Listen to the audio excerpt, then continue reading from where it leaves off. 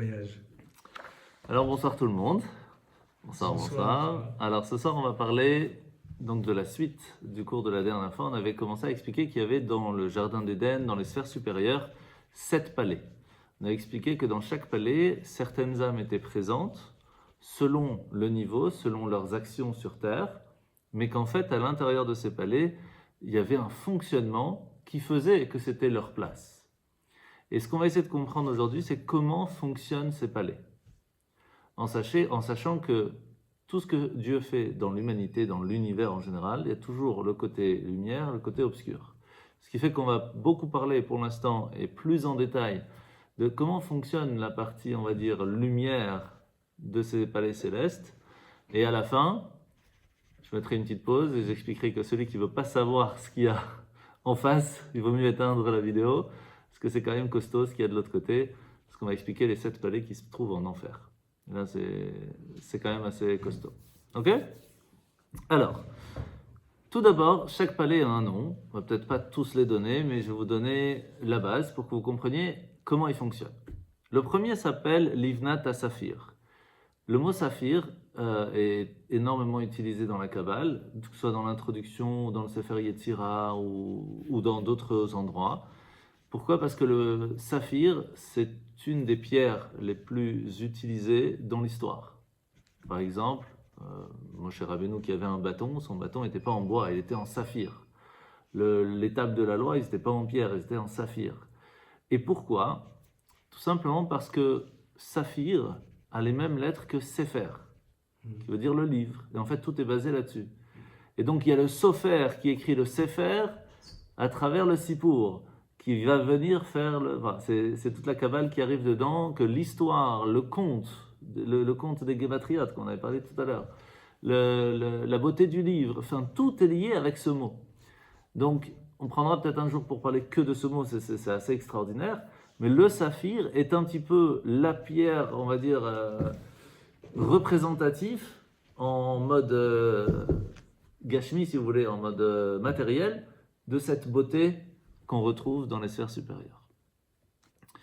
Et c'est pour ça aussi, par exemple, que dans les tzitzit, on a cette couleur bleue qui se retrouve dans le saphir. Parce qu'il vient pour nous rappeler cette couleur du ciel, qui doit nous rappeler que Dieu est avec nous à chaque instant. Qu'est-ce qu'il y a dans ce premier palais? D'abord, il y a toujours dans chaque palais un dirigeant, un ange dirigeant. On a des anges gardiens et on a des anges assistants. Chacun, il a son job. Il faut savoir que chaque ange, quand on connaît son vrai nom, on a le pouvoir de lui parler, de lui transmettre des choses, etc. Donc le Zohar, la Kabbale va nous donner leur nom, un peu comme, moi je m'appelle Mordechai si vous voulez en hébreu, mais c'est le prénom officiel qu'on donne, que les parents donnent, mais après le vrai nom de la personne se dit complètement différemment, c'est toute une phrase. Et ça, c'est quand, je ne vais pas le donner à la vidéo, et quand on connaît le prénom de la personne, ça s'apprend, hein. Y a des livres pour ça, alors là, on a un contrôle beaucoup plus grand vers la personne. Et c'est important que chacun le connaisse, ce prénom, parce que ça permet, quand on arrive plus tard dans les sphères célestes, de se rappeler que c'est nous. Parce que si on ne le connaît pas, et qu'on ne le répète pas souvent, normalement c'est 3 fois par jour, alors on peut ne pas le connaître, et ça peut être problématique pour plus tard, mais ça on en parlera un autre jour. Donc, même si je vais vous donner des noms d'anges, c'est les noms, si vous voulez, résumés de ces anges-là, qui sont un peu classiques, comme vous pourrez connaître Michael, Gabriel, Raphaël, etc. Ce qui est intéressant, c'est qu'il y a toujours le mot El dedans, qui veut dire Dieu. On peut retrouver Yah aussi des fois, hein, c'est le nom de Dieu aussi. Mais ce sera toujours avec le nom de Dieu parce qu'ils ne font que la mission d'Hachem. Dans cette mission, selon leur prénom, ils ont un job. Ils ne peuvent pas faire autre chose. C'est leur job. C'est pour ça qu'ils sont appelés Omdim. Ils sont debout et ils ne font que ce que Dieu leur demande. Ils n'ont pas ce libre arbitre de choisir. Par contre, Dieu leur donne à certains un certain libre arbitre. Pas vraiment, oui et non, enfin c'est difficile de dire ce que veut dire libre arbitre, mais en tout cas une certaine liberté de choix, de pouvoir agir en bien ou pas. Et c'est ça qui va faire la différence chez certains qui ont un pouvoir vraiment extraordinaire d'aider ou de faire tomber une personne. Ça, c'est ce qu'on va voir. Dans ce premier palais, il y a l'ange Tahariel. Quand on dit Tahar, ça vient du mot Tahor, c'est la pureté, c'est un ange qui est très sympathique, qui a plein d'anges et qui pourtant est entouré d'épées de feu. Généralement, des épées de feu. Généralement, quand on parle d'épées de feu, on pourrait se dire c'est pas le top du top. En fait, au moment final, les âmes doivent passer par là. Et il y a une sorte de purification par cet ange. S'il n'y a pas de problème, si l'âme elle est parfaite, ce qui est très souvent, hein, on est bien d'accord, on est tous parfaits, hein, donc il n'y a pas de problème, il passe, tout va bien. Mais sinon, c'est par là-bas qu'il va y avoir un certain niveau déjà de purification. Et comme le feu, ça crame, ça purifie aussi, mais ça peut faire mal. C'est par là que peut commencer les premières étapes vers l'enfer, ce qu'on appelle en hébreu le Gehenom. Traduction française enfer, mais c'est pas du tout ça. C'est un endroit où on va pouvoir se purifier. Et c'est pour ça qu'on se dit, ouais, mais ça fait mal et tout. Oui, mais ça fait partie. C'est comme un enfant qui a mis un stylo indélébile. Il faut frotter. Ça fait mal, mais c'est pour son bien. Quand l'âme a fait des choses qui ne sont pas convenables envers sa propre existence, ça laisse des fois des traces qui sont difficiles à enlever. Et c'est ce feu ou cette glace, comme on va apprendre plus tard, qui pourra enlever ces tâches. Ok ? Mais on doit passer par là, il n'y a pas de choix, parce qu'on ne peut pas arriver devant Dieu si l'âme n'est pas pure. Et on va devoir passer aussi par le jugement, etc. Donc ça, c'est le premier palier, si vous voulez, c'est la première base. D'abord, où tu vas aller ? Est-ce qu'on part direct dans le Gan Eden ? Voilà. Maintenant, comme on a déjà expliqué une fois, il y a des moments dans la semaine où certaines parties vont être fermées et ne sont ouvertes que Shabbat, et d'autres l'inverse, qui sont fermées le jour du Shabbat. Étant donné que Shabbat, on ne peut pas travailler, on ne peut pas allumer le feu, tout ce qui est parti avec Gehenom, enfer, tout ça est fermé Shabbat. Donc si une personne qui part vendredi soir ou samedi, elle peut aller directement dans un certain palais qui lui permettra de ne pas avoir à passer par tous ces endroits. Certains oui, certains non. On va voir, il y a des portes fermées qui ne s'ouvrent qu'à certains moments. C'est assez compliqué comme histoire. On va essayer de donner une certaine structure, mais en tout cas, il y a une certaine facilité. C'est pour ça que quand quelqu'un y part Shabbat, on dit c'est une belle âme, parce que Hachem lui a permis de passer, de partir et d'être arrivé à un endroit plus spirituel plus facilement, si on veut. Donc, ce qui est marqué clairement, c'est quand une personne, elle part le vendredi après-midi, parce que tous les anges sont en train de préparer Shabbat. Mais à partir de vendredi après-midi jusqu'à samedi soir, c'est le cas. Maintenant, il y a des âmes qui naissent Shabbat, qui sont aussi des grandes âmes. Il y a aussi des âmes qui partent pendant les fêtes, ou pendant Kippour, ou pendant Rosh Hashanah. Et ça, c'est aussi des grandes âmes. Okay ? Maintenant, le problème, c'est que nous, on n'est pas qualitatif dans ce que veut dire une grande âme. Vous savez, une fois, il y a quelqu'un qui est venu voir le rabbi, il lui a dit « Je ne comprends pas pourquoi vous prenez tellement de temps à donner $1 à chaque personne qui passe. » Il dit « Dans quoi tu travailles, toi ?» Il dit « Moi, je suis dans les diamants. » Il dit « Tu peux m'en montrer quelques-uns ?» Il dit « Ouais, je vois que des pierres, moi, le rabbi lui dit. C'est que des pierres, une rouge, une verte. » Il dit « Mais il faut être pro, quoi, il faut connaître. » Il dit « C'est la même chose, il faut connaître. » C'est tout. Tu ne peux pas savoir ce que c'est une âme. Si on n'est pas soi-même, on ne travaille pas sa propre âme. Et c'est pour ça qu'on explique souvent dans la Chassidut, dans la Kabbale, etc., qu'une personne qui réussit à voir toujours l'âme de la personne qui est en face, l'autre le ressent. Et donc il sera toujours plus agréable de parler avec une personne qui ne s'arrête pas au corps ou même à l'action de la personne, mais qui sait voir l'âme de l'autre. Et ça se sent, en général. Qu'est-ce qui se passe dans ce premier palais ? En fait, toutes les prières dites par une personne va être triée là-bas. Après, on va voir que ça va avancer avant d'arriver jusqu'à Dieu. C'est que le premier filtre. À partir du moment où la prière a été faite en minyan, ça veut dire avec 10 personnes, c'est déjà pas mal. Parce qu'elle passe direct dans la grotte de Marpella. Donc la grotte de Marpella, c'est dans la ville de Hebron. On parle de cet endroit-là dans la partie spirituelle, donc juste en haut. C'est pour ça que vous vous rappelez de l'histoire du rêve de Yaakov. Il a son échelle qui monte depuis Jérusalem, parce que c'est de là que part. Elle arrive à un certain moment, et puis après elle monte jusqu'à Dieu. Mais c'est où ce certain moment ? En fait, c'est juste au-dessus de la grotte de Marpella, là où se sont enterrés les patriarches, Abraham, Israël et Yaakov. Et là, il y a un premier filtrage. Savoir est-ce que les prières ont été dites convenablement ou pas, est-ce qu'elles ont été dites avec 10 personnes, est-ce qu'elles ont été dites dans une synagogue. Tout ça fait une grande différence. Est-ce que ça va être écouté ? Est-ce que Bichlal, Dieu, il va les avoir devant lui ? Avant ça, il y a tout un filtre. Maintenant, si la personne n'était pas dans un minyan, c'est-à-dire qu'elle a prié seule chez elle, il y a une difficulté, c'est que ça va être soigneusement vérifié. Et on sait très bien qu'on n'est pas parfait. Et il vaut mieux faire passer prier dans un minyan, parce qu'avant qu'une prière qui a été dite seule puisse passer jusqu'à Dieu, je peux vous dire, c'est pas évident. Donc on a certains conseils, mais ça en fera un truc complètement à part pour expliquer comment faire pour être un peu plus sûr que nos prières passent. La base. Mais par exemple, l'amida qu'on fait le matin, par exemple, Ouais. on le fait seul, on peut le faire C'est seul. pour ça, si on peut aller à la Sina avec Minyan, au moins toutes tes demandes, tu es sûr qu'elles passent par le deuxième filtre. Tu passes pas par le premier. Alors à quoi ça sert alors? Si on fait la prière tout seul, Tu passes par le premier. Si tu l'as bien faite, c'est bon. D'accord, ok. Mais ça veut dire quoi bien faite? Alors bien faite, Et pour Modéani? Modani, c'est pas une prière. Non. C'est une bénédiction. Ok. Dans prière, il y a plein de niveaux, mais quand on dit prière, c'est la Hamida. C'est vraiment ce que tu as dit. Donc c'est quand on fait toute la prière, schéma, etc. Et tout ça, première base, c'est si on veut que ça passe, ce premier filtre, c'est se mettre dans un côté de sa maison toujours le même, pas changer 50 fois, parce que ça te permet de te concentrer un peu mieux quand tu dois pas te réhabituer à un endroit différent. Quand on sait toujours le même endroit, c'est bien. Et de se concentrer à comprendre plus ou moins ce qu'on dit. Même si on ne comprend pas, parce qu'il y a des gens qui ne peuvent pas comprendre, ils ne connaissent rien en hébreu. Mais au moins que tu sais que tu es en train de dire des choses pour Dieu. C'est une certaine concentration et un certain message que tu fais passer. Combien de fois il y a eu des histoires où le Baal Shem Tov s'est arrêté, il a dit écoutez, on ne peut pas commencer là maintenant la prière de Kippour, il y a un truc qui bloque là-haut. Jusqu'à que la nuit, c'est bon. Après Kippour, on dit qu'est-ce qui a fait débloquer? C'est un enfant qui est arrivé, qui a pris le Sidour à l'envers, parce que c'est la première fois qu'il sait qu'il fallait venir à la Sina. Il avait été kidnappé quand il était petit. Bon, je vous raconte l'histoire en rapide. Et il dit Hachem, moi je connais pas, je sais pas lire. Alors je lis ce que je sais. Alors il y a le Aleph, ça c'est bien, le Bet. Il dit maintenant, moi je t'envoie toutes les lettres, t'en fais ce que tu veux, t'en fais tes prières. Il dit ce sont ces prières de cet enfant-là qui a fait que toutes les prières de toute la Sina puissent passer jusqu'à Dieu. Il les a apportées, il les a amenées, il les a guidées jusqu'à Dieu. Parce que ce qui est important, ce n'est pas que dire, c'est le cœur et l'esprit qu'on y met. Et là, si ça a été fait convenablement, ça passe par l'ange Saadiel, qui lui va faire passer en fin de compte à la suite au prochain filtre.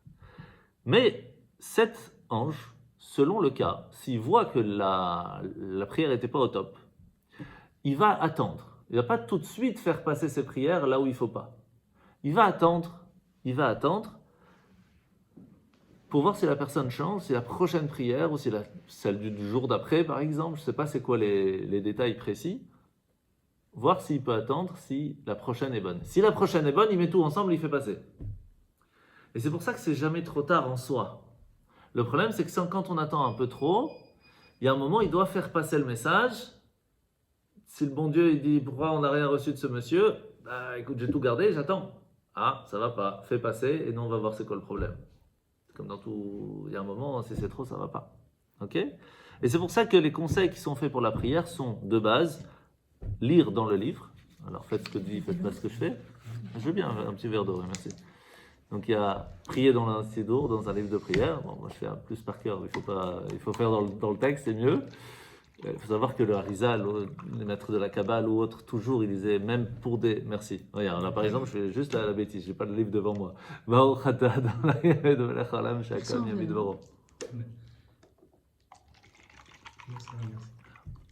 C'est vraiment l'exemple de fais ce que je dis, fais pas ce que je fais. Et on peut prier pour les autres? Oui, ça on va apprendre après comment ça fonctionne. Mais oui, on peut. Alors, il y a la... Alors, quelle est la raison pourquoi c'est important de lire dans le texte? Alors, parce que quand on est concentré à lire, on ne peut pas être concentré sur autre chose. Quand nos yeux ils vont voir tout autre chose, il y a ça, et puis il y a ça, et puis il y a ça, ce qui fait que les pensées ne sont pas là, et le message ne passe pas, c'est pas plus compliqué. Et vous parlez à quelqu'un qui ne vous écoute pas, ou vous parlez sans dire vraiment ce qu'il y a dans votre pensée, le message ne passe pas. C'est la même chose avec Dieu. D'accord? Position de la prière, devant un mur, devant personne, devant pas quelque chose qui va vous permettre de penser, de voir autre chose. C'est mieux si on est à la Sina et si on est en plusieurs personnes et qu'il y a un officiant qui va faire les choses à voix haute, que vous pouvez le suivre, que ça permet d'avoir une structure. Parce que se structurer soi-même, tout le monde sait bien, c'est pas facile. Le fait qu'il y ait un officiant qui dit voilà, on a telle page, on avance, encore un peu, ça nous permet d'avancer convenablement. Et surtout, pas faire les choses vite Il vaut mieux faire un peu, mais bien, que faire beaucoup, et en fin de compte, on n'a rien fait. D'accord? C'est mieux de faire les choses bien.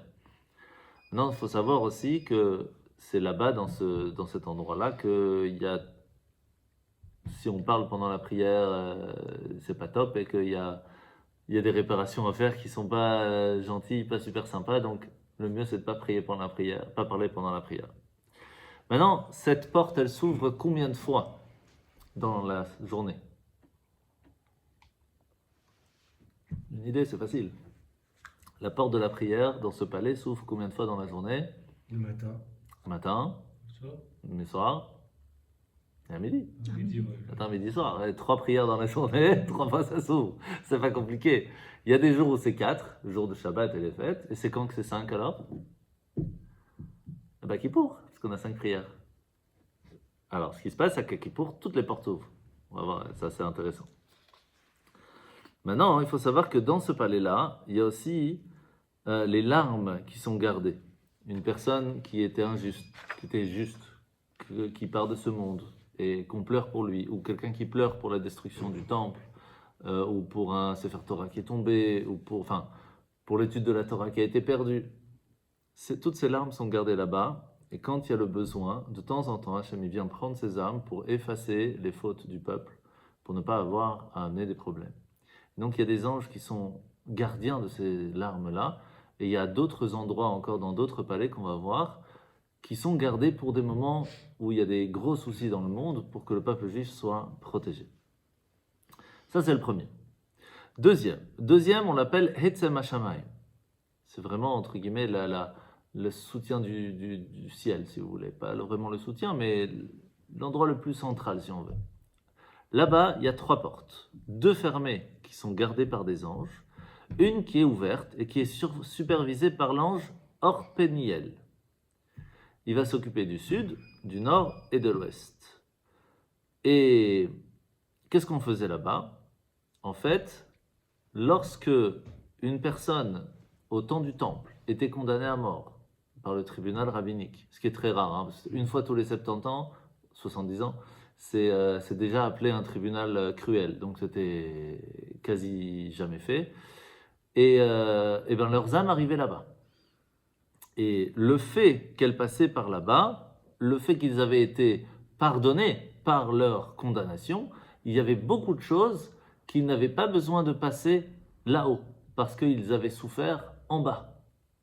Ok, et c'est très important de se rappeler de ce détail-là, parce que on va comprendre que le fait qu'une personne souffre en bas va permettre d'ouvrir des portes là-haut. Donc des fois on dit, mais pourquoi je souffre avant de partir? Ça permet d'avoir une beaucoup plus grande facilité quand on arrive là.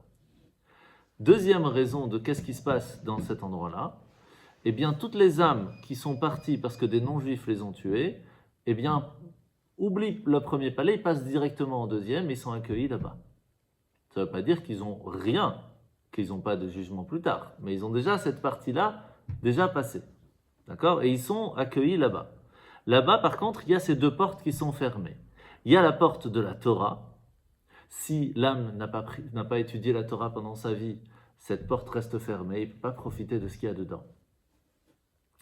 Par contre, il y a la porte de l'Est qui est toujours ouverte, parce que à partir du moment où il a passé cette condamnation, cette difficulté, ou cette souffrance, ou cette mort par un non-juif, eh bien, tous ses péchés, en tout cas, ont été pardonnés par cette mort. Donc, il peut passer par cette porte. C'est une porte qui est réservée à une personne qui a été tuée de cette façon.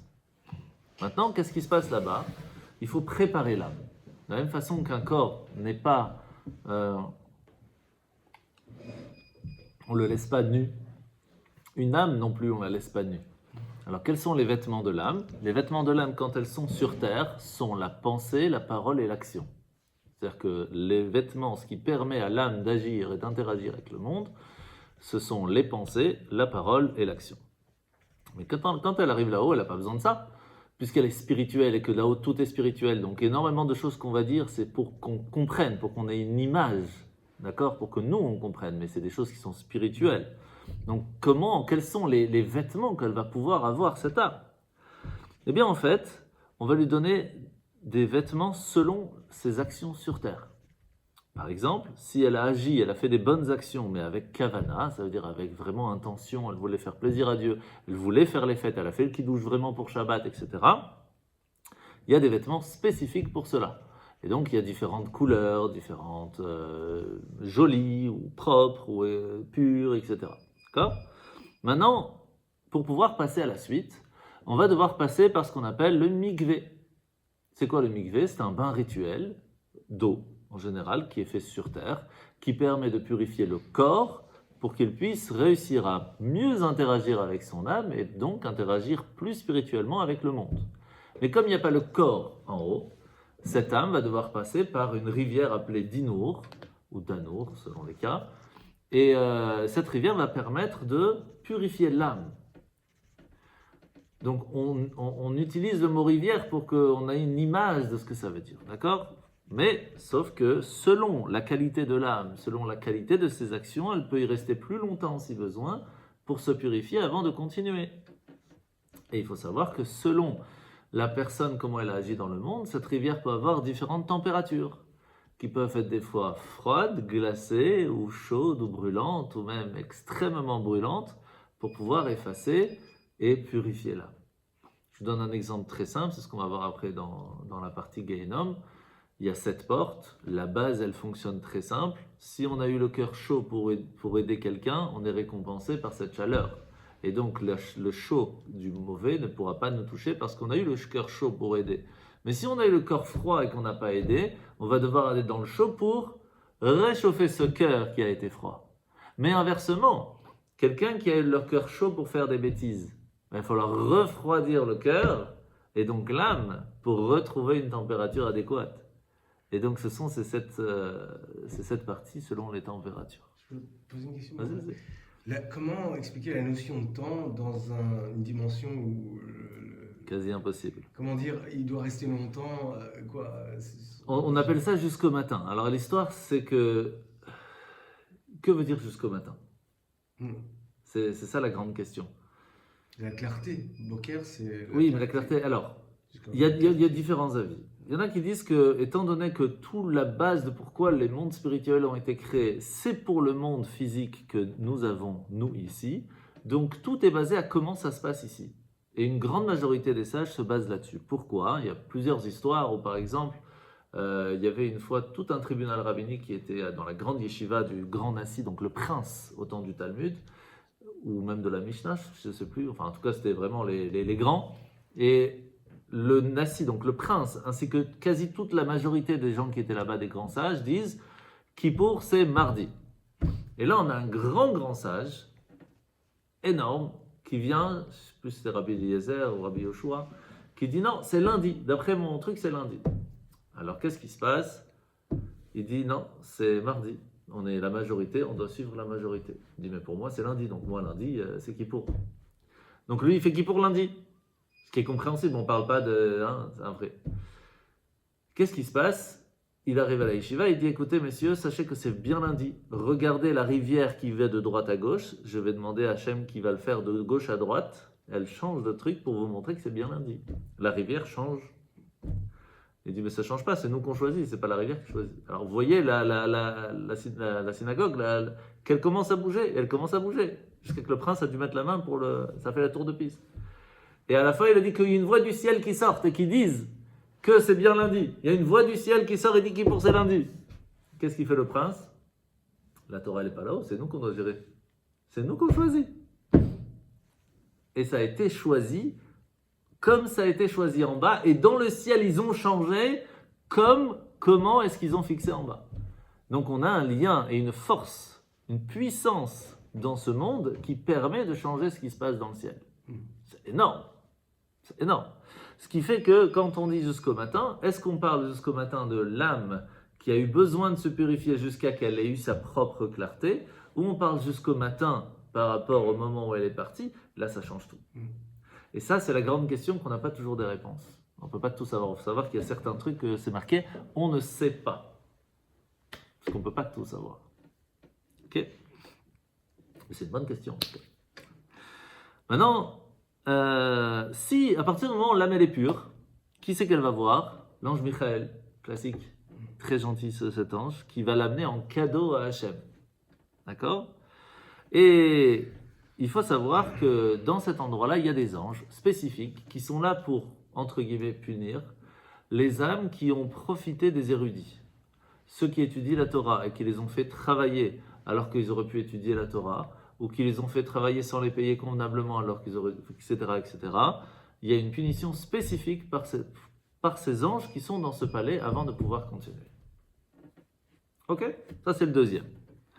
Maintenant on va passer au troisième. Donc on doit donner une tzedaka après ce cours.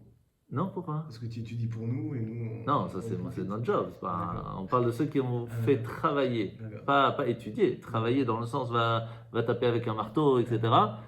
Et des fois même pas bien payé, alors que cette personne aurait pu étudier, on aurait pu l'aider, on aurait pu trouver une solution, etc. Après, on n'est pas tous des grands sages, ce que vous voulez, mais en tout cas, on doit faire attention à celui qui prend son temps pour étudier la Torah, à l'aider en tout cas, pour qu'il puisse prendre le temps. Parce qu'il faut se rendre compte que les personnes qui étudient la Torah dans une ville amènent la bénédiction à ceux qui n'ont pas la possibilité, ou par leur connaissance, ou par leur temps de travail. Et donc, c'est pour ça que c'est important. Bon, on l'a vu dans la paracha, il y a Issachar et Zevulun, il y a une personne qui travaille, qui aide celui qui étudie, pour que la bénédiction de celui qui étudie arrive à celui qui travaille. Donc, c'est un échange. Et donc, c'est très important. Et si une personne ne l'a pas fait, ou a fait à l'inverse, il a fait pire, il a empêché, il y a une réparation qui doit être faite. Passons au troisième. On est plus ou moins dans l'heure. Ça va, plus ou moins. Alors, c'est un endroit un peu plus lumineux. Il y a 4 portes là-bas qui correspondent aux 4 points cardinaux. La première, celle du sud, elle est gardée par l'ange Malkiel, qui lui va tenir l'acte d'accusation du tribunal. Alors, vous vous rappelez qu'on avait parlé que dans le premier palais, il y avait déjà un certain tribunal qui était fait. Et donc, en fait, l'acte peut être encore changé tant qu'il n'est pas passé au premier. Ce qui veut dire que quand l'âme arrive, en fait, il y a plein de choses qui se font avant que la personne arrive au premier, et là, trah. Et qu'est-ce qui se passe avant? C'est ce qu'on est en train de voir. En fait, il y a 2 scribes là-bas, un qui s'appelle Shamshiel et un qui s'appelle Kamuel, qui vont essayer de tout faire pour changer les bêtises de la personne en mérite. Mais des fois, c'est compliqué. Et si l'ange, qui s'appelle donc Malkiel, va prendre un acte et va le faire passer à l'ange qui est dans le premier palais, on ne peut plus changer. Alors l'âme n'a plus de libre arbitre une fois qu'il Non, c'est ça. Et c'est pour ça que c'est important pour les enfants ici de faire le kaddish, de faire des prières pour l'âme. Parce qu'en fait, elle ne peut plus rien faire. Elle n'a plus rien dans les mains pour changer, pour effacer, c'est fini. C'est fini. Et c'est ça la tristesse qu'on a envers l'âme, plus que le reste. Parce qu'il n'y a que nous qu'on peut l'aider en fait. Vu de cette façon, c'est pas facile. Et les anges? Alors oui, un peu, mais c'est un peu. Ça veut dire qu'en fait, ça va dépendre de comment nous on a agi dans le monde, que les anges vont aussi agir envers nous. Il y avait une fois une histoire il y avait une fois une histoire de quelqu'un qui n'avait pas vraiment fait beaucoup de bonnes choses dans sa vie. Bon, un petit peu par-ci par-là, un peu comme tout le monde, mais il y avait quand même plus de bêtises que de bonnes choses. Et une fois, il avait tiré une personne qui était dans la boue comme ça avec son cheval, etc. Et puis il avait réussi à le sauver. Alors l'ange il vient, il dit écoutez, on va mettre le carrosse qu'il a sauvé, on va le mettre dans la balance. Alors ça remontait un tout petit peu. Il dit, on va mettre le cheval aussi, un tout petit peu, mais c'était pas encore assez. Il dit on va mettre la boue dans laquelle il était. Ça ils ont dit non. Il a dû repartir sur terre pour montrer que la boue pour lui c'était pas très grave en accueillant des érudits et le rabbi dans sa maison. Et à ce moment-là, quand il est reparti, ils ont pu mettre la boue, ce qui lui a fait comme ça, il a pu aller au jardin d'Éden. Donc les anges, ils essayent des fois de nous aider, mais il faut qu'on leur donne aussi les moyens. C'est pas toujours évident.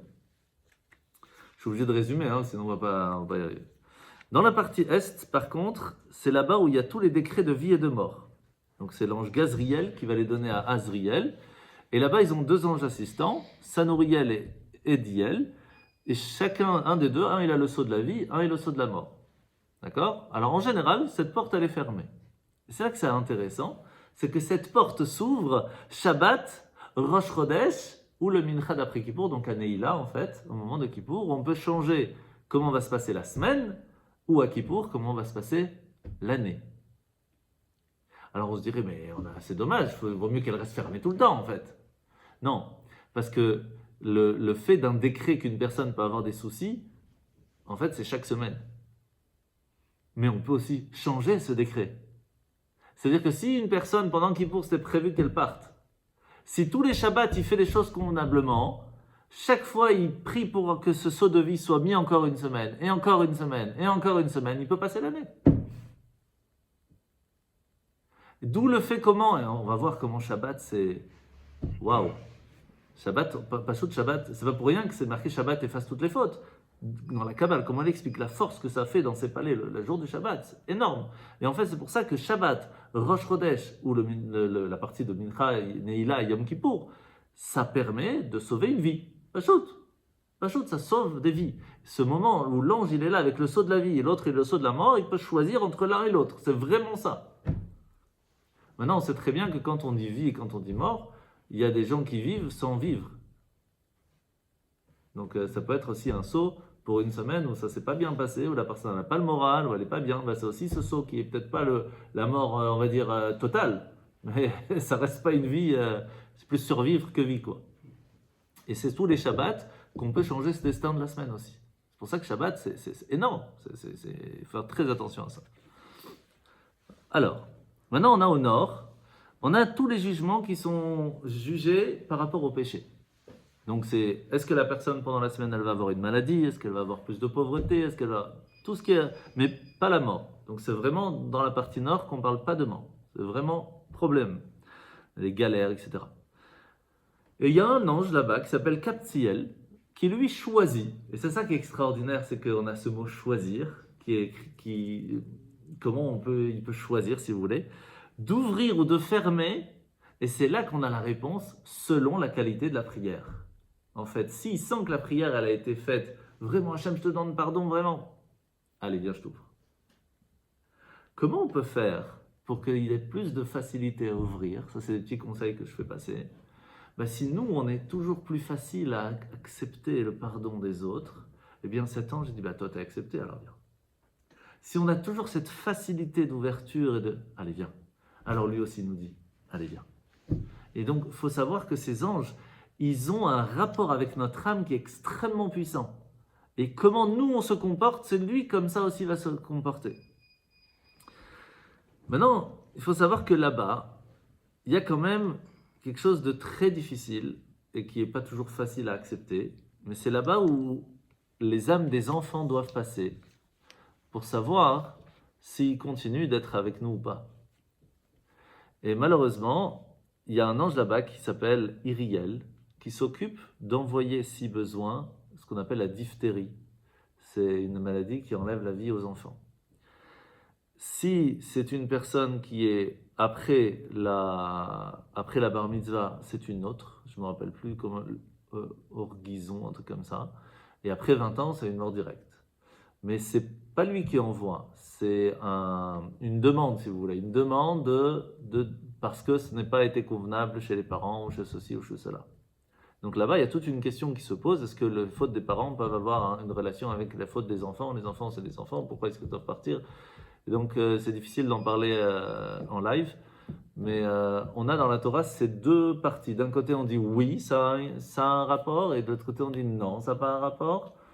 Et c'est toute une autre conférence, mais pour résumer, faire attention, c'est que si on apprend à nos enfants que telle chose n'est pas problématique, c'est qu'on ouvre la porte à ce que nous on fait sur cette chose peut les toucher.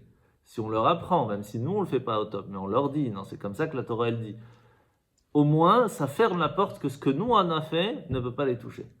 C'est en résumé, parce que c'est pas précis, mais au moins ça. Et c'est pour ça que la transmission de la Torah, du judaïsme et des lois de la Torah à ses enfants, même si nous on n'est pas au top, elle est extrêmement importante, parce que ça permet de faire un certain blocage pour ne pas que cet ange puisse demander un décret sur un enfant.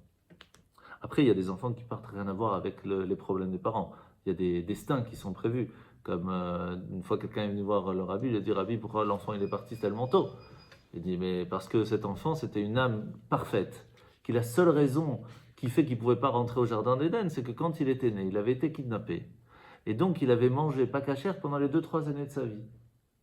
Et après, il a été retrouvé, etc. Et c'était quelqu'un d'extraordinaire. Mais ces 2-3 années, il a mangé pas cachère. Il a fallu qu'il revienne sur terre pour rattraper dans une famille juive à manger cachère. Et après, il a pu partir tranquille. Donc ça n'a rien à voir avec les parents. Mais ça reste difficile. Et c'est pour ça qu'il y a des fois où on dit, mais pourquoi j'ai pas de réponse? Parce que même si tu as la réponse, tu vas pas l'accepter, la réponse. Il y a tellement de choses qu'on a envie d'avoir de réponse, mais on va pas les accepter parce que notre cerveau, il n'est pas apte à entendre ces réponses. C'est ça le problème. Mais savoir que ça existe, ces réponses, peut-être à certains, ça peut aider. Et on a dans la partie ouest, c'est là qui est plus sympathique, c'est tous les cures, tous les remèdes à toutes les maladies. Ça c'est sympa, ça faudra avoir le numéro de portable d'un de ces anges là-bas. Hein, et c'est l'ange Padiel. Lui, il est vraiment sympa, entre guillemets, parce que chacun fait son job, c'est pas qu'ils sont sympas ou pas. Lui, il attend à ce que toutes les prières arrivent par chez lui. Il dit, ah, il a demandé là, ah, j'ai le remède, viens, je vais aller voir si je peux... Et qu'est-ce qui se passe? Il y a un ange là-bas qui s'appelle Zahariel. Et lui, c'est lui qui couronne toutes les âmes. Et quand il couronne les âmes, il peut faire passer énormément de choses. Parce qu'il a un passe-partout assez extraordinaire qui peut passer dans tous les palais. Donc il peut aller voir plusieurs personnes. Donc si la prière de demande de bénédiction pour une guérison arrive jusqu'à lui, il peut même aller jusqu'à Moshe, jusqu'à les patriarches pour demander à ce que... C'est extraordinaire. Et c'est pour ça que je dis tu peux prier pour quelqu'un d'autre. Parce que si toi, tu es déjà quelqu'un plus ou moins bien, et que tu pries pour quelqu'un d'autre, et que ta prière de demande de bénédiction arrive chez lui, parce que toi, tu es bien, lui il peut faire passer le message et couronner après l'autre personne. C'est magnifique. Maintenant, il y a une autre purification qui est faite là-bas, à travers les 22 lettres de la Torah. Étant donné qu'on a l'obligation d'étudier la Torah, chaque lettre va demander à l'âme, est-ce que tu m'as étudié ? Est-ce que tu as eu le temps de m'étudier? Est-ce que tu es venu à un cours de Torah? Est-ce que tu as lu un petit peu de temps en temps? Est-ce que tu as fait un petit mot Torah, un petit machou? Et selon la qualité de la lettre qu'on a utilisée pendant notre vie, elle va nous protéger de cette purification, comme je vous ai expliqué, de cette rivière qui est plus ou moins à la température selon les cas, et elle va nous protéger, on aura une purification qui sera peut-être plus facile. Il y a 4 grands anges là-bas, Adariel, Yehadriel, Yehadoya et Asimon, qui sont là pour protéger lorsqu'il y a des famines, lorsqu'il y a des problèmes dans le monde, tous ceux qui étudient la Torah. Tous les hommes versés dans la Torah, eux, ils sont là pour les protéger. Maintenant, on voit bien que certaines fois, ça n'a pas été le cas. Pourquoi? Parce qu'en fait, je ne peux pas tout donner comme réponse, mais il faut savoir que quand on étudie la Torah, on a aussi une certaine obligation, c'est de la transmettre. Et donc, mais l'histoire, c'est qu'il y a d'autres qui sont... Leur job, c'est que d'étudier, pas obligatoirement de transmettre. D'être, si vous voulez, le réverbère de lumière. Et donc, en fait, chacun, il a un certain destin, certain job à faire dans le monde. Et malheureusement, il y a certaines fautes. Alors, il y a toute une liste, je ne vais pas la donner maintenant. Il y a certaines fautes qui fait que même les personnes versées dans la Torah perdent une certaine protection. Même des gens super bien, même des gens extraordinaires, des gens qui n'ont jamais fauté de leur vie, des gens avec un grand cœur qui peuvent perdre leur vie à cause de ces fautes qui sont faites dans le peuple juif, dans la communauté. Et donc c'est pour ça qu'il y a une petite liste, mais c'est important de savoir qu'en fait, on est vraiment dans le même bateau. Et que même une personne qui est il est fermé dans un coffre-fort, il peut être touché à couler parce que l'autre il a fait couler le bateau, mais le coffre-fort il est dans le bateau, donc il est coulé avec. Donc chaque fois qu'on prend une décision, ça ne touche pas que nous, ou notre famille, ou notre entourage, ça peut toucher jusqu'à tout le monde entier. Mais inversement aussi, chaque fois qu'on fait une bonne action, qu'on vient à un cours de Torah, qu'on met les téphilines, qu'on fait un télim ou autre, ça aide nos soldats qui sont en Israël. Donc c'est assez extraordinaire comment est-ce qu'on est lié. Alors on arrive plus facilement à accepter le fait qu'on peut prier pour les autres, mais moi à accepter que quand on fait une bêtise, ça les touche aussi. Mais c'est le cas, on ne peut pas avoir l'un sans l'autre. Ça marche pas. Et on peut l'avoir cette liste? Un de ces 4, je vous la ferai passer. Alors là-bas, il y a aussi un endroit où on reçoit ce qu'on appelle les 39 coups. Je ne sais pas si vous avez déjà entendu parler, mais dans les lois, de façon générale, s'il y a certaines fautes qu'une personne peut faire, elle reçoit 39 coups au temple, c'était le cas au temple, pour pouvoir effacer la souffrance qu'il a pu donner à Dieu. Il les reçoit lui, etc. Alors ce n'était pas donné 39, c'était par 3 à chaque fois. C'était assez fort, donc si une personne ne pouvait pas recevoir physiquement les 39, on ne lui donnait que 3, et ça s'arrêtait là. S'il pouvait 6, il recevait 6. S'il pouvait 8, on ne lui donnait pas 9. On le laissait à 6, toujours par 3. Donc là-bas dans le ciel aussi c'est un peu la même histoire. Il y a ces 39 coups qui sont faits avec un fouet de feu et que selon le cas de l'âme, selon ce qu'il a fait, comment il a fait, ben, il va les recevoir ou pas. Et c'est pour cela qu'avant Kippour, je ne sais pas si vous avez déjà eu cette coutume, mais avant Kippour, on demande à un ami de nous donner les 39 coups. Pas fort, hein, mais on prend une ceinture de cuir. Vous n'avez jamais entendu, jamais vu ça, hein? Eh ben, veille de Kippour, venez ici et vous verrez. Ben oui, avec Yeshurun, avec le Chazan, tout ça, on le fait, oui, bien sûr. Et donc, mais c'est partout dans le monde. Les hommes et les femmes. Non, les femmes, non, je n'ai pas entendu que les femmes le font. En tout cas, les hommes, oui. On prend pour madame. Ouais. Et donc, Merci. Non, avec plaisir. Alors, pourquoi 39? Alors, c'est 40 moins 1. Le 40, c'est. Vous savez, par exemple, combien de quantité d'eau il faut pour se purifier dans le mikvé? Il faut 40 CA. C'est une quantité d'eau, toujours 40. Combien de temps il est resté sur le mont Sinaï? 40. Combien de temps pour le déluge? 40. Le 40 permet de renouveler la personne. Et pourquoi? Parce que le chiffre 40 dans la Gematria, c'est le mot Vlad, qui veut dire nous venez. C'est la Gematria de 40. Donc une personne, par exemple, qui veut changer d'habitude, qui n'arrête pas de fumer, elle n'arrête pas d'arrêter, 40 jours, tu ne fumes pas. Après, tu peux dire, j'ai déjà plus de facilité. Ça ne veut pas dire que c'est fini, hein, mais tu as passé un très grand cap. Tu es une nouvelle personne. Et donc, quand une personne reçoit ces 39, donc c'est 40 moins, c'est comme ça que la Torah nous dit 40 moins. Après, le dernier, c'est à toi de voir si tu veux le recevoir. Parce que si tu veux, on te le donne, mais on attend à ce que toi, tu fasses le pas pour avancer. Dommage d'attendre ces 39, ce 40e. Ok? Maintenant, c'est là-bas aussi qu'il y a une prière qui est spécifique et qui est écoutée, qui est filtrée là-bas, pour une personne qui va demander pardon s'il a fait du lachon hara ou s'il a fait des faux serments. Je promets de faire et je ne fais pas, ou je parle sur les autres. Il faut vraiment demander pardon par rapport à ça, parce qu'en fait, une des choses les plus graves qui fait que dans le ciel, les choses mal peuvent arriver dans l'univers tout entier, c'est à cause du lachon hara. Je vous explique tout simple pourquoi. On n'est qu'à la moitié et on n'a pas beaucoup de temps. Bon, c'est pas grave. Pourquoi? C'est très simple. Quand on arrive, imaginez que quelqu'un a fait une bêtise. L'ange arrive devant Dieu et dit, j'ai vu telle personne a fait une bêtise. Dieu, il est devant avec le tribunal, il dit, t'as un témoin? Il dit, je suis tout seul. Je suis l'ange, je l'ai vu. C'est moi qui l'ai fait fauter. Donc, qu'est-ce que je te dise de mieux? Il dit, mais je peux écouter, on peut ne juger qu'une personne que si on a 2 témoins. 5 minutes plus tard, ou 2 jours plus tard, ou 1 mois plus tard, 2 ans plus tard, il y a quelqu'un qui est comme ça en train de discuter. Ah, t'as vu, lui, il avait fait ça. Qu'est-ce qu'il fait cet ange? Il prend la parole, il l'amène chez Dieu, il dit, j'ai mon 2e témoin. Qu'est-ce qu'il a fait, lui? Il a réveillé le tribunal d'un truc qui s'est passé il y a peut-être 10 ans, mais à cause de ça, il va ramasser sur la tête. Il ne pouvait pas être puni tant qu'il n'y a pas une 2e personne qui en parle. Vous imaginez combien la médisance, c'est grave? C'est immense. Et c'est pour ça qu'il faut faire très attention quand on parle sur les autres. Alors, il y a des façons de parler sur les autres quand il y en a le besoin. Par exemple, quelqu'un qui vient et vous dit « je vais faire un business avec lui ». Et vous savez qu'il ne faut pas. Il y a des façons de le dire. Lui, non. Non, je ne te conseille pas. Vraiment, je te conseille. Écoute-moi. Je n'ai pas besoin de te donner dans les détails. Écoute-moi. Si vraiment il ne veut pas écouter, que vous voyez que ça... Alors il faut le dire. Mais il faut le dire de façon... Ne dis pas aux autres. Mais sache que je le dis pour t'aider. Pas pour simplement dire du mal. Donc il y a des fois où il faut dire. Mais il faut qu'il y ait une raison de dire. Il faut qu'il y ait quelque chose de constructif. Mais dire pour dire, ça c'est pas bon. C'est un exemple. Ok? Mais par contre, il y a 4 anges très bienveillants là-bas, qui s'appellent Igiel, Iriel et Yahirael, qui surveillent et qui aident les âmes qui sont proches de fauter. Et ils sont là pour les empêcher de fauter. Des fois, on est presque là et allez non. Et on tient. Par qui on tient? C'est marqué que s'il n'y avait que le Yetzer Hara contre nous, on perdait tous les jours. S'il n'y a pas ces anges qui sont à côté de nous et Hachem qui nous protège, on perdrait mais chaque seconde. Et ils sont là pour nous aider. 4e palais. Il y a des prières directes pour eux? Non, pas que je sache. Mais on demande à Hachem qui nous aide. 4e palais, c'est celui qu'on appelle Srout. C'est les mérites. Srout, c'est les mérites. Alors c'est un palais belge.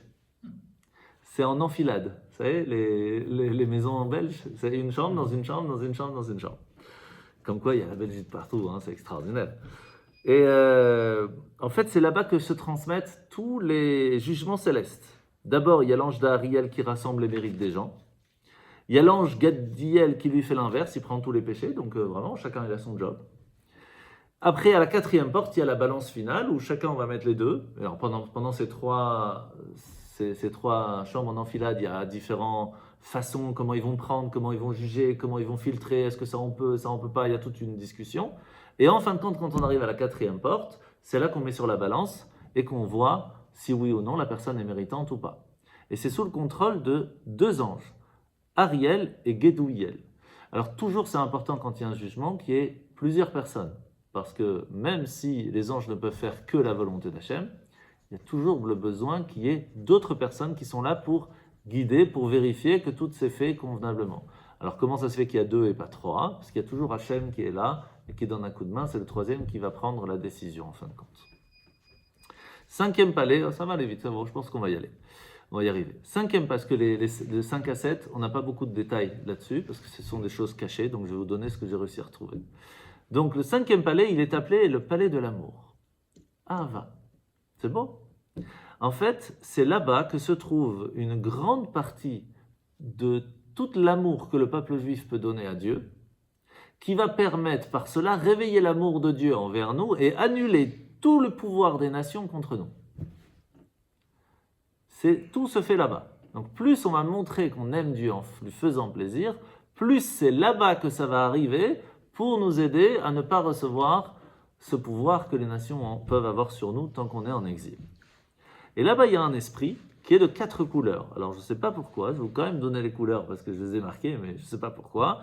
Il y a blanc, noir, vert et rouge, qui lui va diriger les âmes et il peut ouvrir toutes les portes. Selon la qualité de l'amour que l'âme va montrer à Dieu pendant sa vie, il va lui permettre d'ouvrir certaines portes. Et il faut savoir que toutes les âmes, en fait, de toute l'humanité, se doivent de passer par là-bas. Ce qui fait que c'est marqué que quand toutes les âmes seront passées par là-bas, Mashiach pourra venir. Et c'est pour ça qu'il y a ce qu'on appelle des fois des Neshamot Chadashot. C'est très rare, c'est une fois tous les 200 ans peut-être. Enfin, c'est très rare, c'est une par génération. Et c'est des âmes qui ne sont jamais venues sur Terre, qui sont attachées à une autre, parce qu'ils ont un job, comme par exemple tous les rabbis, les roches béné Israël, c'est des âmes nouvelles, pures, 100%, qui n'ont jamais fauté, qui ne vont pas fauter, mais qui sont attachées à l'âme de Moïse et qui continuent le job de guider le peuple juif.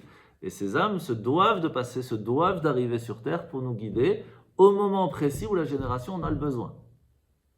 Et c'est pour ça que la question qui est des fois, oui, mais comment ça se fait que ce qu'on étudie aujourd'hui ne nous a pas été transmis il y a 300 ans, parce qu'on n'avait pas le besoin. Le rabbi, l'âme qui est venue, qui nous a transmis la Torah, elle l'a transmis par rapport à la génération. La vie qui est aujourd'hui comme la vie elle était il y a 300 ans n'a rien à voir. Et donc on a besoin de ces âmes nouvelles qui viennent nous transmettre une énergie nouvelle, une vision nouvelle pour pouvoir réussir à interagir avec le monde et réussir à être connecté avec Dieu malgré tout cela. Et quand on aura fini là-bas, on est bon. 6e palais, c'est celui qui est appelé celui du Ratzon, le désir. Et là, c'est l'ange Raziel qui garde tous les mystères divins. Et pourquoi il s'appelle Raziel? C'est facile, parce que Raz, c'est la base du secret. Quand on apprend les secrets de la Torah à la Kabbale, on appelle ça les Razad et Torah, les secrets de la Torah.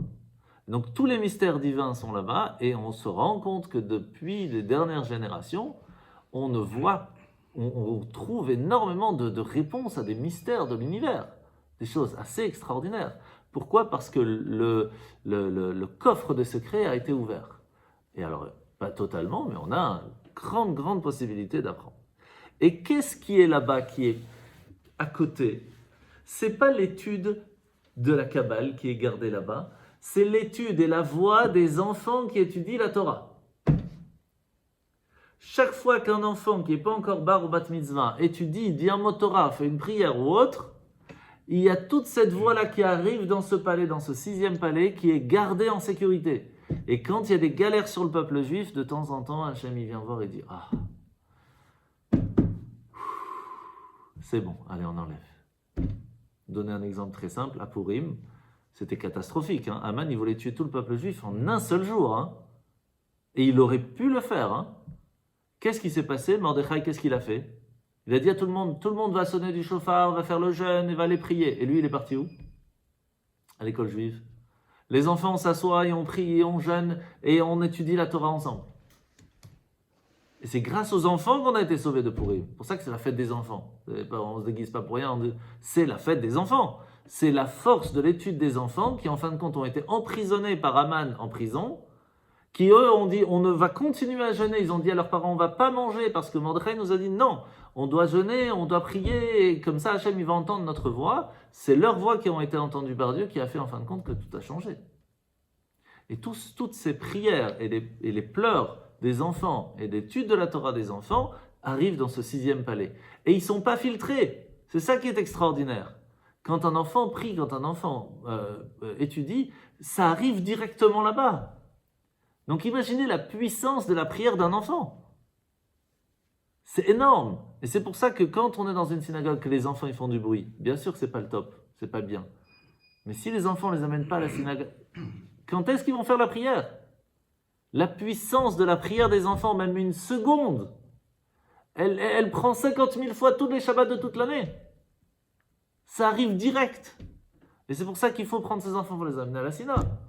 Parce qu'ils ont une puissance qu'on ne se rend même pas compte. Alors on sait que la plus puissante des prières, c'est celle des enfants. Mais après, c'est de qui? Des femmes. La puissance des femmes, elle est énorme. Et après, c'est celle des hommes. Ah ouais, tout petit, qu'est-ce qu'il veut faire? C'est comme ça. Et donc, c'est pour ça que, mesdames, il faut venir aussi. Parce que la puissance de votre prière, elle est énorme. Bon, toi, tu viens, pas de stress. Mais... Alors, 7e palais, Kodesh HaKodashim. C'est quoi Kodesh HaKodashim? Le Saint des Saints. Ça, c'est le... Sauf que c'est marqué clairement, on ne connaît pas tous les secrets qui s'y trouvent. Tout ce qu'on sait, c'est que toutes les âmes qui ont terminé leur travail arrivent dans ce 7e palais et attendent là-bas, et sûrement qu'ils étudient, qu'ils sont à côté de Dieu, je ne sais pas, c'est pas marqué, ils attendent là-bas jusqu'à ce que Mashiach se dévoile. C'est tout. C'est tout ce qu'on sait. Et maintenant, très rapidement, question? Non? Et maintenant, on va voir maintenant de l'autre côté. Puisqu'on a vu les 7 palais qui sont quand même plus ou moins sympathiques, qui nous font montrer comment fonctionne. Donc celui qui a âme sensible, qu'il éteigne la vidéo maintenant. Et parce qu'on va parler de l'autre côté, les 7 portes qui se trouvent dans le Gehenom, traduction littérale, l'enfer. En fait, ces palais correspondent aux étapes des jugements des âmes fautives. Chaque palais est associé à un nom et à des conséquences spécifiques. On a par exemple le premier qui est appelé le bord, le puits. Pourquoi? Alors je ne vais pas vous donner tous les détails, j'ai fait exprès de ne pas tout marquer pour ne pas tout raconter, mais en fait c'est un peu comme quand quelqu'un il est tout au fond d'un puits et qui essaye de monter et qu'il n'arrive pas. Et en fait, il faut savoir que c'est le seul endroit, alors en fait on va faire de l'inverse, du plus bas au plus haut, c'est-à-dire le pire au moins pire, d'accord? Toute personne qui va prononcer des paroles légères, des prières sans intention, des pensées impures, il pourrait être piégé là-bas. Donc en fait, on est mal barré. Et le problème, c'est que quand on est rentré, c'est extrêmement compliqué d'en sortir. Extrêmement compliqué d'en sortir, même certaines personnes n'y arrivent pas. Et bon, il faut vraiment faire des choses graves pour arriver là-bas aussi, on est d'accord. Mais en tout cas, c'est un puits sans fond, où le pire, c'est que là-bas, on nous empêche de sortir, on ne nous laisse pas sortir. Alors, qui peut nous sortir quand on est au fond d'un puits? Seulement une personne qui est à l'extérieur du puits. C'est pour ça que le fait d'être attaché à un sage, à un grand érudit de la Torah, à un rabbi de la génération, nous permet de pouvoir être celui qui va nous faire sortir de là-bas. D'où l'importance de toujours être attaché à son rabbin de communauté, qui lui est attaché à son propre rabbin, qui lui est attaché en fin de compte au grand sage. Pour qu'on ait quelqu'un qui puisse nous sortir de là-bas. Parce que, bon, c'est rare ceux qui sont là-bas, mais quand même, savoir que c'est important d'avoir une porte extérieure, quelqu'un qui pense à nous, c'est très important. Alors, une des choses qui va nous permettre de sortir de là-bas aussi, c'est que pendant notre vie, on s'est travaillé à dire non à des bêtises. En fait, ce qui se passe, c'est que là-bas, il y a des images de choses qui ne sont pas belles, qui vont nous donner l'envie de rester. Des choses qui sont intéressantes, agréables, qui vont nous donner l'envie de rester. Un peu comme l'histoire de celui qui est arrivé à l'embranchement de l'enfer Et il dit où est-ce que je vais? Il dit tu peux choisir en fait. Je te fais un petit tour. Il dit ouais. Là tu vois c'est sympa, on s'amuse, c'est la boîte de nuit, c'est cool et tout et tout. Et là c'est galère, là, tu dois étudier, tu peux pas manger, etc. Ah, je préfère aller en enfer, c'est plus sympa. Et quand il arrive là-bas, il ramasse. Il dit ouais, touriste et installation, c'est pas le même. Il dit c'est la même chose.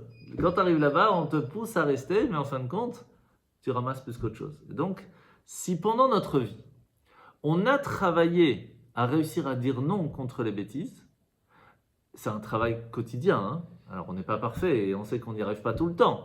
Mais on a travaillé quand même à essayer. Ça nous donnera la possibilité de réussir de sortir. Parce qu'on l'aura fait déjà dans notre vie. Mais si on s'est toujours laissé aller, ben, on est coincé en fait. Et c'est pour ça que c'est important d'être attaché à la communauté. Parce que là, on n'est pas seul, il y aura toujours quelqu'un qui pourra nous sortir. Le deuxième, il s'appelle shachet, c'est la destruction. Là-bas, c'est pour toute personne qui a fait ce qu'on appelle zera levatala, c'est des versements vains de semences. Tout ce qui est sodomie, inceste, bestialité, adultère, relation avec non-juifs. Et donc, on doit passer par là-bas pour effacer les traces que cela puisse amener à la personne, pour pouvoir après ressortir et aller au jardin d'Éden. Encore une fois, toute cette partie-là, elle est faite que pour purifier l'âme, c'est pas pour rester. Hein. À part celui que je vous ai dit avant, que malheureusement on pourrait rester, tout le reste c'est juste pour effacer les traces, pour pouvoir en fin de compte arriver là où il faut. En sachant, comme je vous ai expliqué tout à l'heure, qu'une personne qui souffre sur terre avant de partir n'aura pas besoin de passer par ça. Je donne un exemple.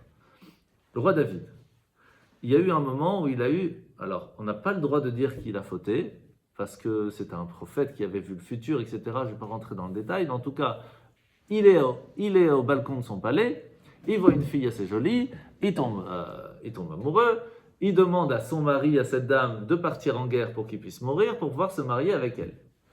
Mais en fait, le mari devait de toute façon mourir parce qu'il était jugé pour en mourir. Deuxièmement, c'était prévu que ce soit sa femme, puisque c'est elle qui allait lui amener le roi Salomon. Et il l'a vu dans le futur. Donc il a juste pas réussi à attendre un petit peu. Pas longtemps, mais ce petit temps où il n'a pas réussi à attendre a été problématique. Fin de sa vie, il a une froideur intérieure dans son corps qu'il pouvait mettre tout ce qu'il voulait comme habit, ça ne le réchauffait pas. Qu'est-ce qui peut réchauffer intérieurement un homme? Une fille.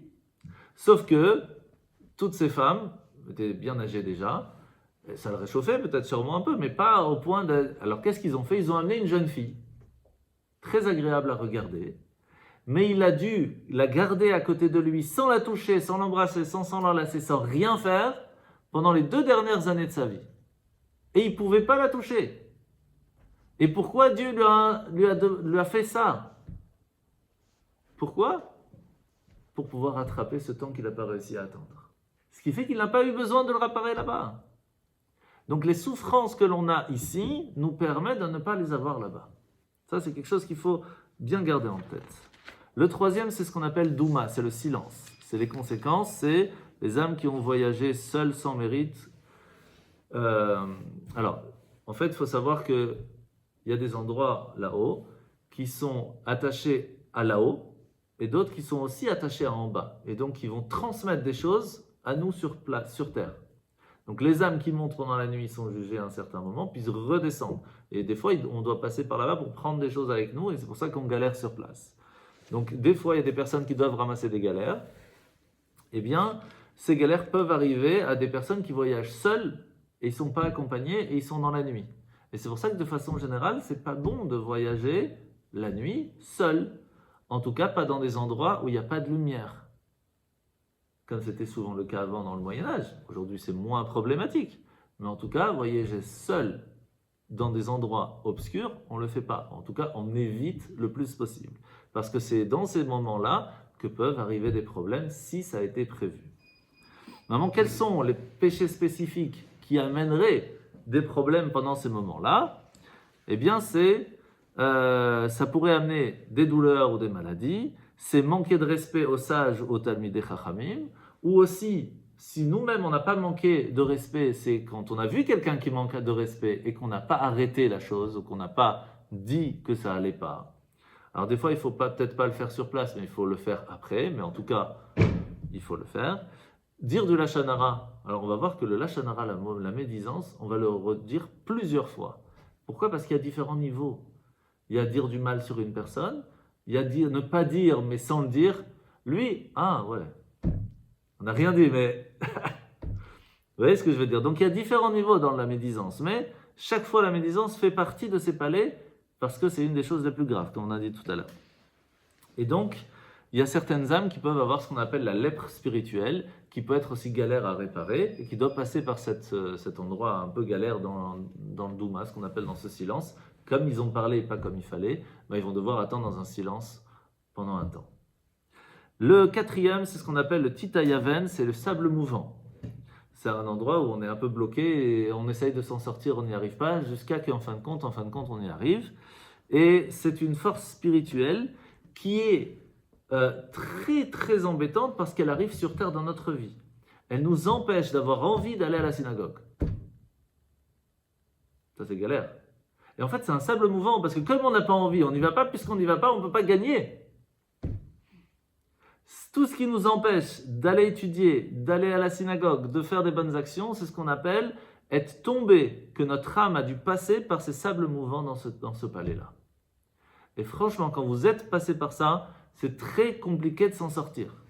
Sachez qu'on va en parler plus tard dans ce que je vous ai montré tout à l'heure pour les prochains cours. Quand le cœur il est fermé, il est endurci, comment faire pour sortir de là? On peut s'en sortir. Mais il faut savoir que quand on est comme ça, malheureusement, les prières ne sont pas acceptées. On peut prier, c'est pas écouté. C'est pas écouté. Alors comment on fait pour s'en sortir? Alors en fait, il ne faut pas s'inquiéter. L'ange qui va prendre ces prières-là va les garder pendant 40 jours. Alors c'est ces 40 jours à lui, pas nos 40 jours à nous. Ce qui fait que tous les 40 jours, il va voir Hachem et dit voilà, j'ai quand même reçu une prière de telle personne.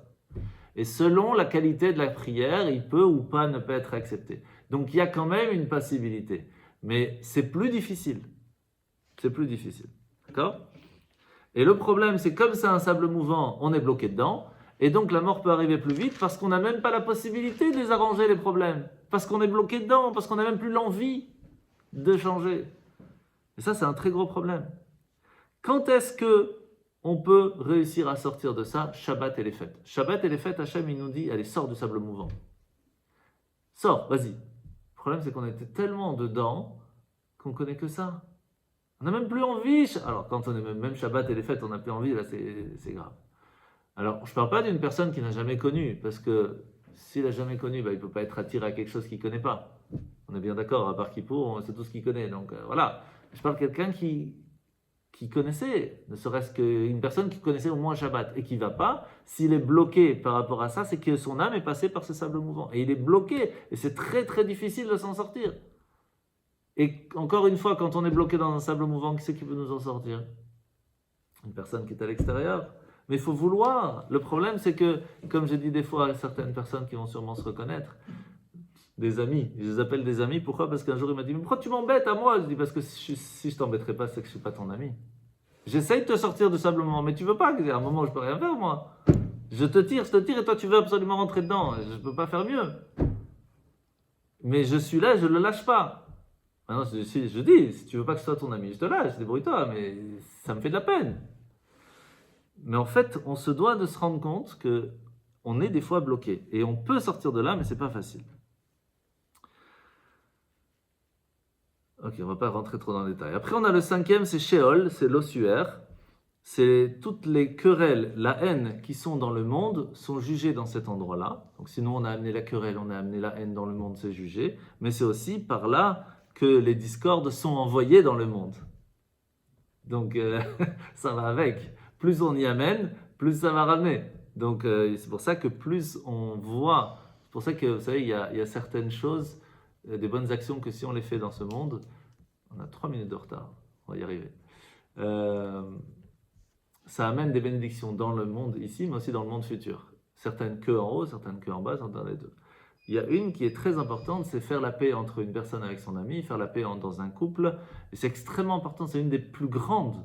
Pourquoi? Parce que quand on arrive à refaire la paix dans un endroit, quel que soit l'endroit, on arrive à faire que dans cet endroit-là, dans ce palais, il y a une certaine lumière de paix qui se fait. Et ça amène une paix dans l'univers. Alors c'est vrai qu'un petit peu de lumière, c'est pas énorme, Mais dans une grotte obscure, une allumette, c'est immense comme lumière. Donc, il ne faut pas penser que c'est pas grand-chose. Non, non, c'est immense. Parce que si chacun fait un petit en plus, à un moment, on va voir la lumière. Et c'est pour ça qu'on ne peut enlever l'obscurité autour de nous que si nous-mêmes, on amène de la lumière. C'est tout simple. Comment on peut faire pour réparer le fait qu'il y a une famine dans le monde? Ces anges-là qui sont dans cet endroit-là, ils amènent la famine dans le monde. Comment faire? On peut les bannir en une seule action.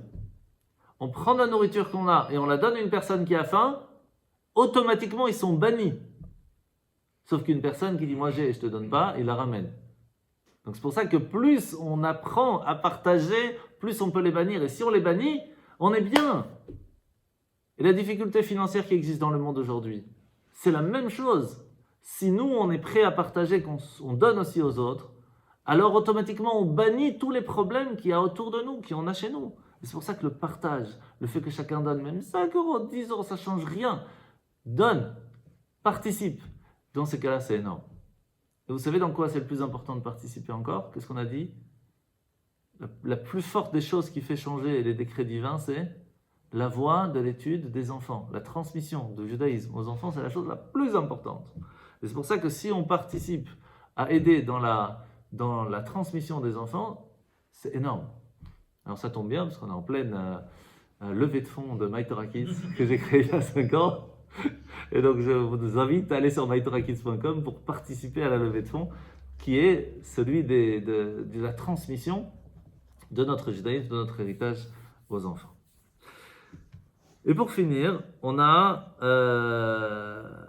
la négligence de la Brit Mila, de la circoncision, c'est pas fait à l'heure, c'est pas fait comme il faut, on n'a pas pris un vrai moël, etc. Ou alors c'est bon, pas manger, pas cacher, etc. Tout est dans cet endroit qui amène les problèmes dans le monde et nous on peut le faire différemment si on arrive à changer les choses. 6e, ça s'appelle Tsalmavet, c'est l'ombre de la mort. Alors, c'est un palais où vont être inscrits là-bas tous les péchés d'adultère ou d'homosexualité que la personne peut avoir. Et les conséquences, c'est que ces démons-là qui vont être créés par ces péchés vont inciter la personne à continuer à pécher. C'est pour ça que dans la Torah, c'est marqué que toutes ces parties-là sont vraiment pas du tout bien. Pourquoi? Pas seulement pour l'acte lui-même, mais parce que ça amène sur la personne une volonté de continuer à rester dans ce sable mouvant, si vous voulez, dans cette ombre qui ne lui permet pas d'aller vers la lumière. Et c'est ça qui est problématique encore plus. Et le pire, c'est que quand elle les fait fauter, ces démons, ils vont vite voir Hachem, t'as vu, je l'ai fait fauter, kol hakavod. Aïe, aïe, treha. Donc, alors ces âmes-là, là-bas, malheureusement, il y a une sorte de glaive spirituelle avec 3 gouttes de potion amère qui déchirent les âmes, etc. Je ne rentre pas dans le détail, ça fait flipper. Mais en tout cas, c'est pour ça que quand il y a des choses qui sont faites, qui ne sont pas bien, et qu'on sent qu'on n'a pas fait bien, il y a une sorte de goût amer dans la bouche. Et bien, en fait, c'est un 60e de ce goût amer que l'âme pourrait ressentir là-haut. Donc si on sent à un moment qu'on a ce goût amer, qu'on n'a pas fait les choses convenablement, c'est qu'on doit se dire « Oh, on est arrivé à un point où il ne fallait pas ». On doit commencer à se rendre compte et savoir où on en est. Okay?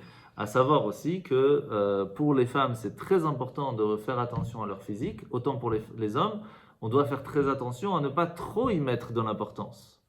Et faire attention à sa coiffure. Je ne parle pas de vérifier que tout est OK. Je parle, ah ouais, je suis bon, attention. Ça, c'est pas bon. Et ça fait partie là-bas aussi. Okay? Et pour finir, Eretz Tartit, c'est la terre inférieure. C'est là un endroit qui est en fait le plus haut, le plus proche du Jardin d'Éden, où toute personne qui doit passer, qui en fin de compte fait les derniers petits arrangements avant de passer, peut passer. Il faut savoir que tous les juifs, mais aussi non-juifs, qui sont méritants et qui veulent en fin de compte passer à aller plus loin, sont là-bas et peuvent passer pour effacer les traces qui leur restent pour pouvoir avancer et en fin de compte réussir à aller là où il faut. Donc on voit qu'il y a toujours cet espoir qui est présent. Maintenant, on finit. C'est que comment on peut protéger son âme de tous ces endroits-là? Alors on a expliqué selon les cas, prière, étude des enfants, transmission, tzedaka, etc. Mais il faut savoir que le monde a été créé en 6 jours. Combien de temps a été utilisé le temps de création? c'était que la journée, pas la nuit. Ce qui veut dire que sur les 24 heures, on a 12 heures fois 6, qui nous donne combien d'heures? 6 fois 12, 6 fois 10, 60, 6 fois 2, 12, ça fait 72. 72 ou 72, comme on veut. Et donc, c'est pour cela que la Kabbale, la Chassidoute nous dit souvent, si tu veux réussir à réparer la souffrance que tu as donnée au but même de la création du monde en faisant telle faute ou telle faute, le fait de jeûner pendant 72 heures ou 72 heures permet de rattraper les 6 fois 12 heures de la création du monde qui ont donné vie à ce monde. C'est pour ça que, après, il y a toute une liste selon les fautes, combien de jeûnes il faut faire. En fin de compte, dans notre génération, c'est marqué qu'on ne fait plus tellement les jeûnes. Mais à la place, on donne à la tzedaka. On donne le prix du repas que l'on aurait dû manger, qu'on aurait dû jeûner, entre guillemets. On le donne à la tzedaka pour aider les associations, les synagogues, les écoles juives, etc. Et ça permet de rattraper, en fait, le but même de pourquoi Hachem nous a créés. Ok? Et pour finir, ces 7-là sont les 7 noms du Yetzer Hara. Vous savez qu'on fait les téphilines, on fait 7 tours, on ligote le Yetzer Hara, le mauvais penchant, qui essaye de nous amener dans ces 7 palais. Et pour ça qu'on le ligote et qu'on met les téphilines. Et c'est quoi les 7 noms du Yetzer Hara? Ra, qui veut dire le mal, Touma, l'impureté, Soné, la haine, Even, la pierre, pierre c'est le cœur qui est en pierre, Michol, c'est l'obstacle, on fait tomber les gens, Harel, c'est l'insensibilité quand quelqu'un il a besoin d'aide, on le va, et Sphoni, c'est la vipère quand on est méchant avec les gens et qu'on essaye de le faire tomber, etc. Stratégie, étudier la Torah avec constance, pas photo, transmission à ses enfants, éviter les paroles futiles, distraction pendant la prière et essayer de prier un peu plus convenablement, et faire teshuva, c'est ce qui amène en fin de compte d'effacer tout cela. Voilà pour ce soir. Alors, merci Mordechai. Avec plaisir. Mais j'ai une question. Alors je vais éteindre ça d'abord. Ouais.